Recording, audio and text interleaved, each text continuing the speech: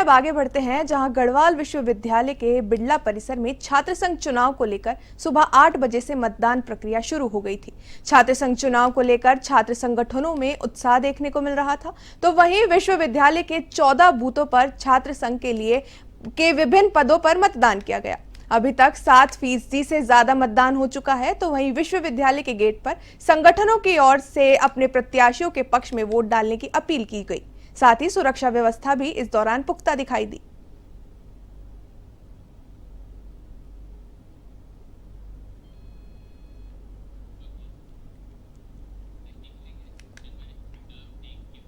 मसूरी के पास ग्राम सभा टुनेटा में ततैया के काटने से पिता और पुत्र की मौत हो गई, जिससे पूरे गांव में शोक की लहर व्यक्त हो गई है। बताया जा रहा है कि रविवार को 47 वर्षीय सुंदरलाल अपने 8 वर्षीय पुत्र अभिषेक के साथ जंगल में गाय चराने गए थे कि अचानक से जंगल में ततैयों का छत्ता फट गया और उसमें से सैकड़ों की संख्या में निकले ततैयों ने अभिषेक पर हमला शुरू कर दिया।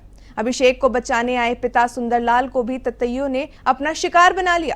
सूचना के बाद ग्रामीण पिता और पुत्र को इलाज के लिए चिकित्सालय लेकर पहुंचे। प्राथमिक उपचार के बाद परिजन दोनों को घर वापस ले आए। बाद में दोनों की मौत हो गई। पुलिस ने शव का पोस्टमार्टम के लिए उन्हें भेज दिया है।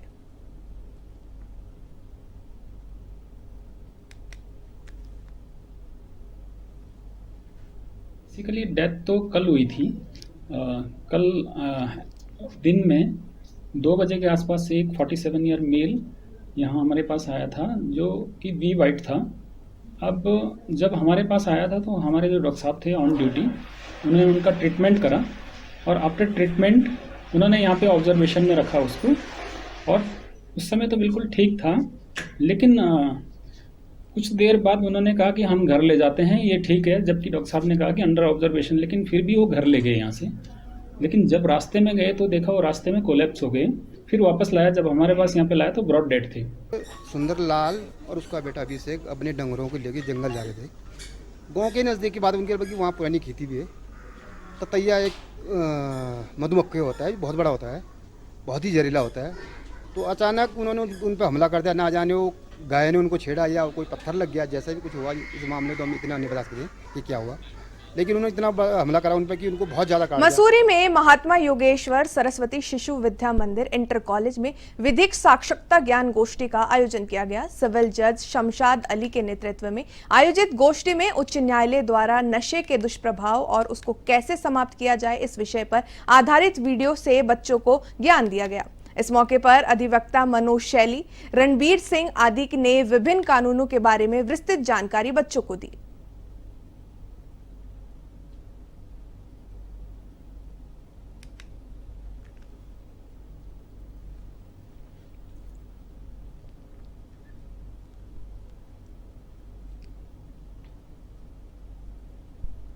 के द्वारा समय समय पर हमको ऑनरेबल हाई कोर्ट से डायरेक्शन आते हैं, फ्री यहाँ के क्षेत्रवासियों को, निवासियों को विधिक साक्षरता से के बारे में बताना, लीगल अवेयरनेस करना। तो इस संबंध में हम समय समय पर कैंप लगाते हैं। आज हमारे द्वारा एक कैंप सरस्वती स्कूल विद्या मंदिर में लगाया गया है, जिसमें हमारे साथ हमारे सीनियर अधिवक्ता मनोज शैली जी, रणवीर सिंह जी और एक अन्य अधिवक्ता, 2 अधिवक्ता और मौजूद थे, जिसमें हमने पॉक्सको एक्ट विधि के संबंध में लोगों को जागरूकता कैसे हो, कैसे फ्री लीगल एड दी जाए, लोगों तक फ्री लीगल एड कैसे पहुंचे, इस संबंध में बताया। हमारे साथी शैली जी ने ट्रैफिक नियम के बारे में, पॉक्सो एक्ट के बारे में मल्होत्रा साहब ने, और बाकी अन्य लोगों ने भी अपने अपने विचार रखे। उत्तराखंड के वन मंत्री सुबोध उनियाल ने स्वामी राम विश्वविद्यालय और लक्ष्य सोसाइटी की ओर से दिसंबर में आयोजित किए जाने वाले इनोवेशन फेस्टिवल की सराहना की है। मंत्री सुबोध उनियाल ने पोस्टर लॉन्चिंग कार्यक्रम में मुख्य अतिथि के रूप में शिरकत की और आयोजकों का मनोबल बढ़ाया।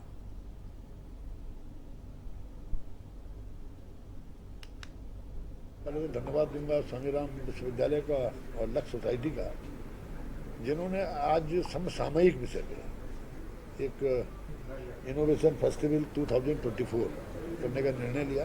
एक अच्छा निर्णय है, क्योंकि आज के दौर में जो टेक्नोलॉजी जिस तरह से आज आर्टिफिशियल इंटेलिजेंस से लेके रोबोटिक इंजीनियरिंग से लेके गेमिंग एनिमेशन से लेके डेटा साइंस से लेके तमाम तरह के जो नई स्ट्रीम्स आई हैं जिनमें भविष्य की पूरी संभावना इस जो समेटे हुए हैं। और आज उसमें सरकारी नौकरियों के मोह को भी आप नया नौजवान आप देख रहे हैं छोड़ना उसको। उत्तराखंड की स्वास्थ्य सेवाओं का जो हाल है वह किसी से छुपा नहीं है। प्रदेश आज भी डॉक्टरों की कमी से जूझ रहा है, जिसकी वजह से पहाड़ों पर रह रहे लोगों को इलाज के लिए मैदानी इलाकों पर निर्भर रहना पड़ता है। लेकिन उत्तराखंड में आने वाले दिनों में अब पहाड़ों के साथ साथ मैदानी इलाकों में भी लोगों को परेशानियों का सामना करना पड़ सकता है, क्योंकि प्रदेश के डॉक्टर 4 अक्टूबर से लेकर अपनी 9 सूत्रीय मांगों को लेकर अनिश्चितकालीन हड़ताल पर जाने के लिए संकल्पित है।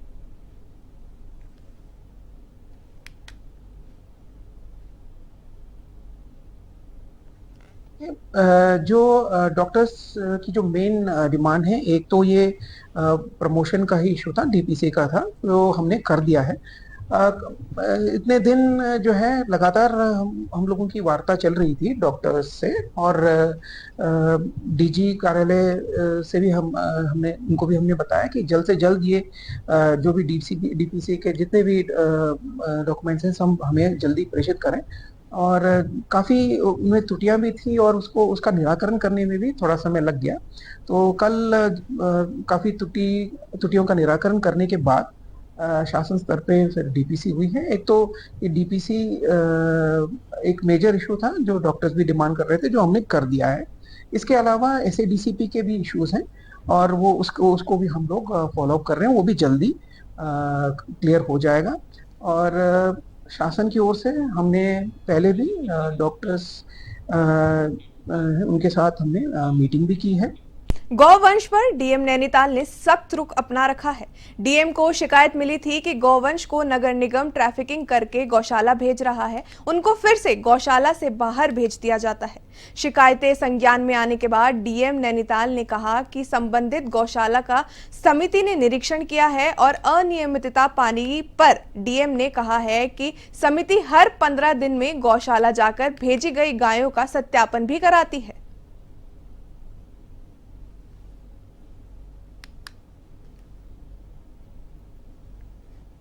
नॉलेज में आया था, बैल पड़ाव से भी आया था और हल्दूचौड़ से भी आया था, दोनों जगह से, कि जो नगर निगम गाय भेज रहा है टैगिंग करके, रजिस्ट्रेशन करके, उनको वापस बाहर छोड़ दे रहे हैं। इसके बाद इन दोनों गौशालाओं का निरीक्षण विभाग की जो टीम है, जिला स्तरीय समिति बनी हुई है, उनके द्वारा किया गया था। और जितने भी गाय नगर निकायों के द्वारा वहां भेजे गए हैं, उनकी क्योंकि सूची भी नगर निकायों के पास है उनकी टैगिंग की, उनका सबका वेरिफिकेशन किया गया था। इसमें अनियमितताएं पाई गई हैं। इसके बाद जो गौशाला संचालक हैं उनको विभागीय समिति ने चेतावनी भी जारी करी। उसमें बैल पड़ाव गौशाला की ओर से कुछ तर्क भी दिए गए थे कि ये क्योंकि जंगल है उधर, वहाँ तार बाड़ का अभाव है, कई बार उसको जो है चारदीवारी का अभाव है, अपने आप गाय चली जाती हैं। तो इस तरह के तर्क को बहुत ज़्यादा हम लोगों ने मान्य नहीं पाया था और जो कठोर चेतावनी है संबंधित संचालक को वो जारी करी गई थी। इसके बाद भी अगर ये अनियमितता संज्ञान में आती है, क्योंकि हमारी जो समिति है वो हर 15 दिन में इन गौशालाओं में जाकर भेजी गई गायों का सत्यापन करती है, तो इसके बाद भी कोई गाय अगर मिसिंग पाई जाएगी इसमें, तो संबंधित के विरुद्ध कठोर एक्शन लिया जाएगा। इसके साथ साथ जो निराश्रित गोवंश की संख्या बढ़ रही है शहर के अंदर, उसके लिए वर्तमान में पिछले 1 वर्ष में बड़े युद्ध स्तर पर गौशालाओं के निर्माण का कार्य चल रहा है। राज्य में धान खरीद की शुरुआत हो चुकी है। 1 अक्टूबर से इसकी शुरुआत की गई। हालांकि अधिकारियों का मानना है कि इस वर्ष बरसात की वजह से धान की फसल थोड़ा लेट कटेगी, लेकिन खरीद की तैयारियां विभाग की तरफ से पूरी कर ली गई है और साथ ही कुमाऊं मंडल में 170 लाख मीट्रिक टन धान खरीदने का लक्ष्य रखा गया है।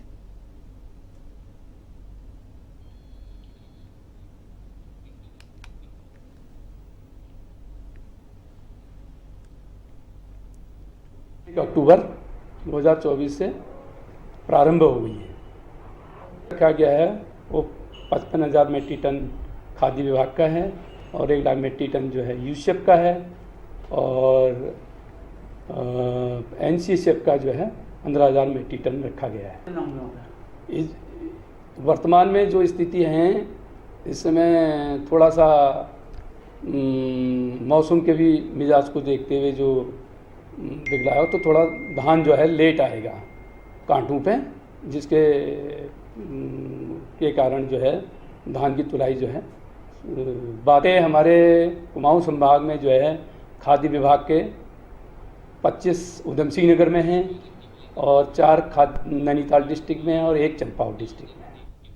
त्यागी भूमियार ब्राह्मण समाज समिति के पदाधिकारियों ने हरिद्वार के जिला अधिकारी के माध्यम से राष्ट्रपति को ज्ञापन सौंपा। इस ज्ञापन में उन्होंने सुप्रीम कोर्ट के आरक्षण संबंधित दिए गए ऐतिहासिक निर्णय को जल्द से जल्द लागू करने की अपील की है। समिति के समुदाय का मानना है कि सुप्रीम कोर्ट का यह फैसला देश के समावेशी विकास और समानता की दिशा में एक महत्वपूर्ण कदम है।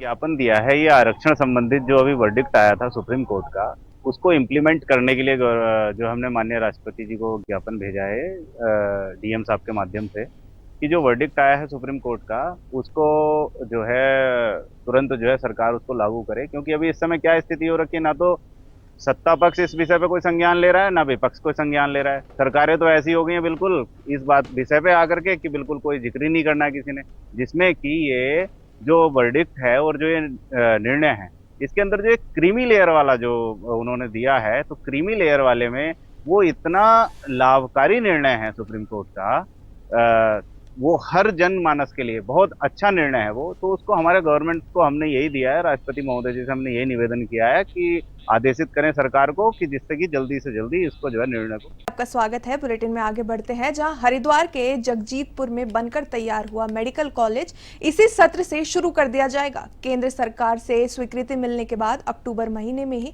MBBS की 100 सीटों के लिए दाखिले शुरू कर दिए जाएंगे। हरिद्वार पहुंचे प्रदेश के स्वास्थ्य मंत्री धन सिंह रावत ने मेडिकल कॉलेज का निरीक्षण कर अस्पताल प्रशासन से व्यवस्थाओं के बारे में जानकारी ली।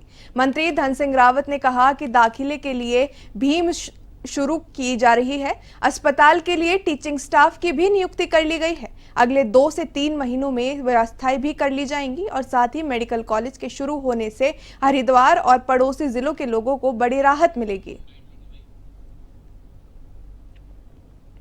हमारे हरिद्वार जिले के लिए एक बड़ी सौगात हमारे प्रधानमंत्री जी के द्वारा, देश के स्वास्थ्य मंत्री जी के द्वारा, NMC के द्वारा, मुख्यमंत्री जी के द्वारा दी गई है कि अब हरिद्वार मेडिकल कॉलेज जो है 3 अक्टूबर से यहाँ के 100 बच्चों के एडमिशन के लिए हम काउंसलिंग शुरू करेंगे और मुझे लगता है कि अक्टूबर में ये हमारे 100 बच्चों का यहाँ एडमिशन शुरू हो जाएगा। अब हरिद्वार जिले को एक बड़ी सौगात मिल गई कि यहाँ का मेडिकल कॉलेज इसी साल से शुरू हो जाएगा। आज मैं इसके निरीक्षण के लिए आया हूँ और लगभग 80% काम पूरा हो गया है। 58 हमने फैकल्टी भी यहाँ नियुक्त कर दी है।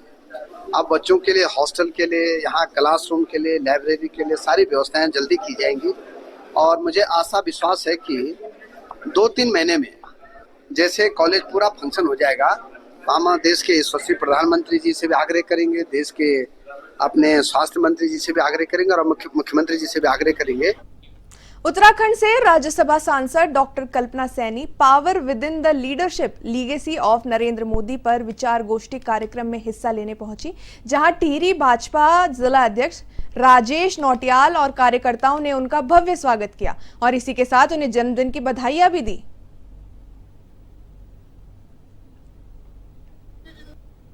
आर बाला सुब्रमण्यम जी ने अपने आदरणीय प्रधानमंत्री नरेंद्र मोदी जी का एक तरह से अपनी पुस्तक के अंदर उनके उस राजनीतिक नेता रूपी यात्रा का ऐसा चित्रण किया है जो सबके लिए प्रेरणादायक है। तो उसी पुस्तक के संदर्भ में आज हमारे पार्टी के भाजपा के कार्यकर्ताओं ने, भाजपा के संगठन ने यहाँ पर विचार गोष्ठी। जनपद चमौली में एनसीसी और एनएसएस की ओर से सफाई अभियान चलाया गया, जिसमें लगभग 13 क्विंटल सिंगल यूज प्लास्टिक कचरे को एकत्रित किया गया। इस दौरान 44 छात्र छात्राओं के एक दल ने तुंगनाथ धाम से चौपटा तक जाने वाले यात्रियों को स्वच्छता बनाए रखने की अपील की।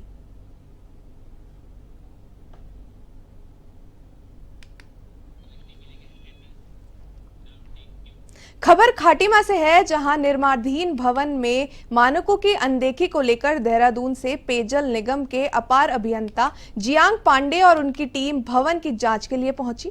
टीम ने निर्माणाधीन भवन का निरीक्षण किया। इस अवसर पर जियांग पांडे का कहना था कि निर्माणाधीन भवन का दायरा ठीक है। अभियंता ने बिल्डिंग बनाने के प्रोसेस की भी जानकारी दी।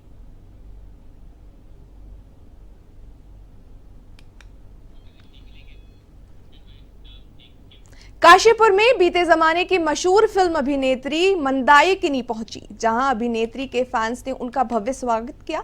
आपको बता दें कि अभिनेत्री यहां एक निजी कार्यक्रम में हिस्सा लेने पहुंची। वहीं उन्होंने कहा कि अगर उन्हें मौका मिले तो वे दोबारा उत्तरकाशी के हरसील जरूर जाना चाहेंगी। लंबा था लेकिन अच्छा था। मैम, कितना चेंज मानते हैं कि उस समय का दौर और आज के समय के अगर बॉलीवुड की अगर बात करें तो? सर, ये तो बहुत ज़्यादा चेंजेस हैं, अलग अलग, अच्छे भी हैं, बुरे भी हैं, सब कुछ है, और जो भी है बहुत अच्छा है। फिल्म नीति की अगर बात करी जाए तो उत्तराखंड जो है मैम सौंदर्य के नाम से भी जाना जाता है और काफ़ी पिक्चर भी शूट हो सकती है। तो किस तरीके से और देखना चाहते हैं कि और जनरेशन को भी, जो यूथ आगे आ रहे हैं, उनको किस तरीके से आगे और बढ़ना चाहिए? किस तरीके से बढ़ना चाहिए? मेरे ख्याल से यूथ बहुत समझदार है आज का, और जो भी वो कर रहे हैं अच्छा ही काम कर रहे हैं आज का यूथ। आई थिंक सब अच्छा ही कर रहे हैं मेरे हिसाब से। तो उत्तराखंड की जनता के लिए क्या मैसेज देना चाहिए? उत्तराखंड की जनता के लिए बस मेरा बहुत बहुत प्यार, बच्चों को प्यार, आशीर्वाद। राजधानी देहरादून में विभागीय मंत्री गणेश जोशी ने कृषि एवं उद्यान विभाग की समीक्षा बैठक ली। इस दौरान विभागीय मंत्री ने अधिकारियों से योजनाओं के बारे में जानकारी ली और जरूरी दिशा निर्देश दिए। वहीं केंद्रीय पोषित योजनाओं के बजट को समय पर खर्च करने और क्लस्टर आधारित खेती के पेंडिंग और नई मांगों से संबंधित प्रपोजल को भारत सरकार को भेजने की कार्यवाही को जल्द से जल्द करने के भी आदेश दिए गए हैं।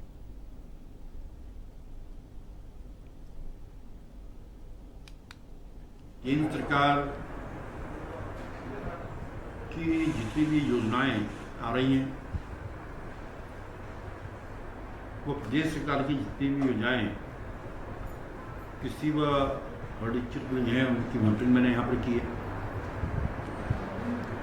और एक विषय, क्योंकि हर्षिल का जो सेब है उसकी एक अपनी महत्ता है। पूर्व में मुझे एक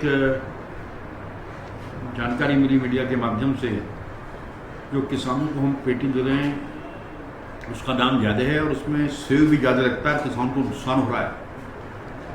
तो मैंने ये सुनिश्चित करने के लिए कहा था कि किसानों को यूनिवर्सल पेटी दी जाए।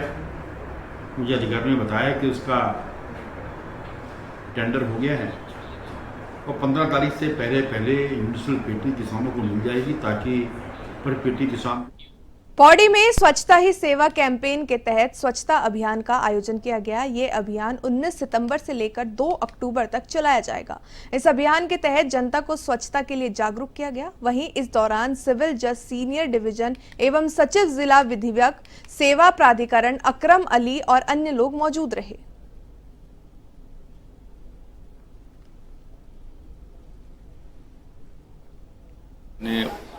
उच्च न्यायालय उत्तराखंड नैनीताल तथा माननीय उत्तराखंड राज्य विधिक सेवा प्राधिकरण के निर्देशानुसार ये स्वच्छता अभियान दिनांक 19 सितंबर 2024 से दिनांक 2 अक्टूबर 2024 तक ये एक वृहद स्वच्छता अभियान का आयोजन किया जा रहा है।